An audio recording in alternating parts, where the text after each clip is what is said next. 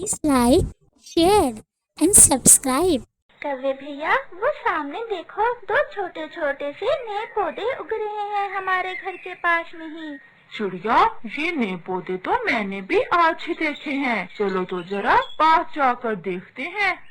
अगर ये दोनों पौधे बड़े होकर फलदार पेड़ बन गए, फिर तो हमारे भोजन की चिंता ही खत्म हो जाएगी। हाँ कव्वे भैया, फिर हमें भोजन अपने घर के पास से ही मिल जाया करेगा। समय गुजरता गया, मौसम बदलते रहे, कभी बारिश, कभी ठंड तो कभी गर्मी। ऐसे ही वो पौधे एक दिन बड़े पेड़ में बदल जाते हैं। उनमें से एक पेड़ तो आम का था और दूसरा नीम का पेड़ था। अब तो उन दोनों पेड़ों पर फल भी आ गया था।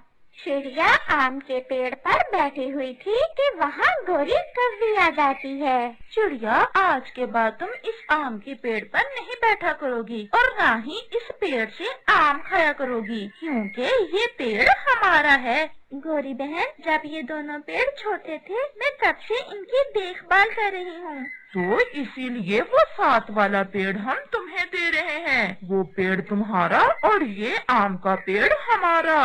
कव्वे भैया, वो नीम का पेड़ है, वो मेरे किस काम का? उसका फल भी खाता है कोई? अगर ज्यादा चूंचूंगी तो एक लगाऊंगी। जाओ, भाग जाओ यहाँ से। वो छोटी चिड़िया डरते हुए वहाँ से चली जाती और पास में ही नीम के पेड़ के पास जाकर बैठ जाती है। चिड़िया, आप क्यों रो रही हो? नीम के पेड़ जी, आप तो जानते हो मैंने आप दोनों पेड़ों की कितनी सेवा की, हमेशा समय पर पानी दिया आपको, और आज अगर एक पेड़ पर आम लगे हैं तो कौवों ने मुझे वहाँ से भगा दिया है। चिड़िया, आप चिंतित ना हो। भोजन तो पहले भी आप खोज करके ही ले आती थी। मेरा फल जरूर कड़वा है, परंतु मैं आपको ठंडी छांव दूंगा। जब आप थक हार कर आओगी तो मेरी छांव में बैठकर आपकी सारी थकान उतर जाएगी। आपने ठीक कहा पेड़ जी, मैं नहीं खाती आम। मैं अपना और अपने बेटे का भोजन पहले की तरह ही ढूंढ कर ले आया करूँगी। ऐसा कहते हुए चिड़िया वहाँ से चली जाती है। कौवा और कव्वी भी जी भर के आम खाते हैं और नदी पर पानी पीने चले जाते हैं। वो आम का पेड़ भी बहुत घमंडी था। वो नीम के पेड़ से कहता है, सुनो सुनो कड़वे नीम के पेड़, कोई भी तुम्हें पसंद नहीं करता। तुम्हारा इस जंगल में वजूद बेकार है, क्योंकि कोई भी पक्षी ना तुम पर आकर बैठेगा और ना ही तुम्हारा फल खाएगा। तुम एक कड़वे फल वाले पेड़ हो। ये सब वो बातें थी जो वो आम का पेड़ हर रोज उस नीम के पेड़ से कहता था। अब तो वो नीम का पेड़ भी दुखी हो जाता है। हम पेड़ों से ही इस जंगल की रौनक है। अगर आप मीठे आम देते हो तो मैं ठंडा साया देता हूँ पक्षियों को। फिर वही बात, मुझे पता था कि तुम यही कहोगे। साई के अलावा और है ही क्या तुम्हारे पास? वो आम का पेड़ ऐसे नीम के पेड़ का मजाक बनाता है। जंगल में रात भी हो जाती है। नन्ना नन्ना, आपने तो कहा था कि आप मेरे लिए आज पास वाले आम के पेड़ से मीठे मीठे आम लेकर आओगी, और आप आज फिर दाना ही ले आई है। कुकू मेरे बेटे, आपको तो पता है उन कौवों का। आज सुबह जब मैं आम के पेड़ पर जाकर बैठी तो कव्वी और कौवा तुरंत अपने घर से निकलकर वहाँ आ गए और उन्होंने मुझे आम तोड़ने से रोक दिया। परंतु क्यों मम्मा, आपने हमेशा उस आम के पेड़ को पानी दिया है, फिर अब कालू अंकल ने आपको आम क्यों नहीं लेने दिए? चिड़िया अपने बेटे को कैसे समझाती कि वो कौवे कितने सवार थी और जालिम हैं।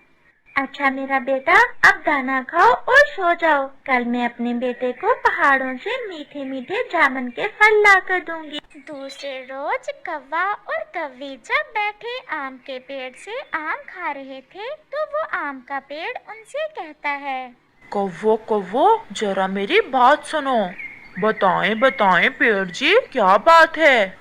मुझे इस नीम के पेड़ से नफरत आती है। क्या ऐसा नहीं हो सकता कि आप इस नीम के पेड़ को काट दो? मुझे डर है कि कहीं इसके पास होने से मेरे फल भी कड़वे ना हो जाएं। पेड़ जी, अगर आपकी यही इच्छा है तो हम आज ही काट देते हैं इस पेड़ को। ये सब बातें वो नीम का पेड़ सुन रहा था। आप मुझे काट ही दो तो अच्छा है। ऐसे रोज रोज आपके ताने सुनने से तो अच्छा है कि मैं एक बार ही कट जाऊं।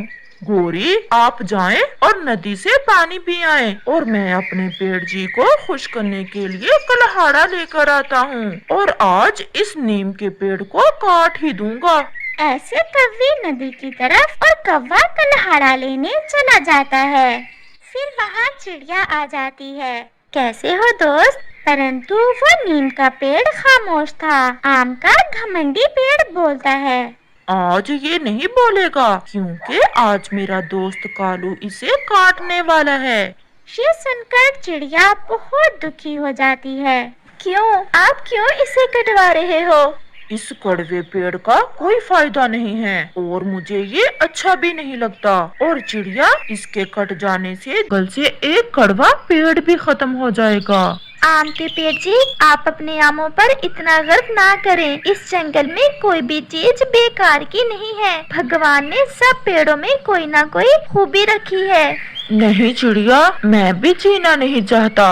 ये मुझे काट ही दें तो अच्छा है। आपके सिवा और कोई भी मेरे पास नहीं आता, ना कोई पक्षी मेरे लिए संगीत गाता है और ये आम का पेड़ मुझे कड़वा कड़वा पेड़ कहकर छेड़ता रहता है।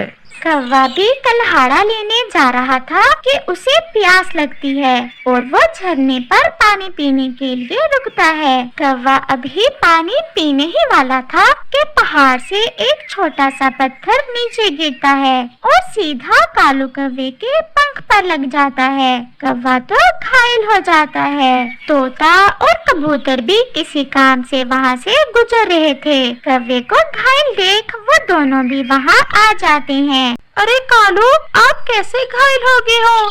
इसका तो पंख घायल हुआ है। दोस्तों, मेरे पत्थर लग गया है। आप मुझे मेरे घर छोड़ आए।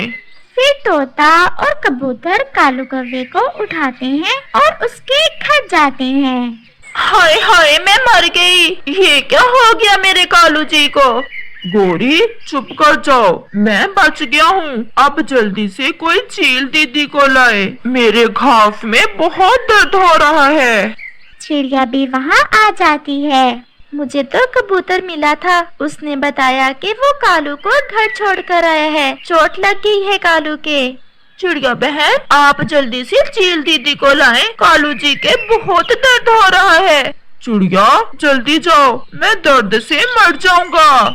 फिर चिड़िया जल्दी से चील को लेने चली जाती है और फिर चिड़िया चील को साथ लेकर आ जाती है।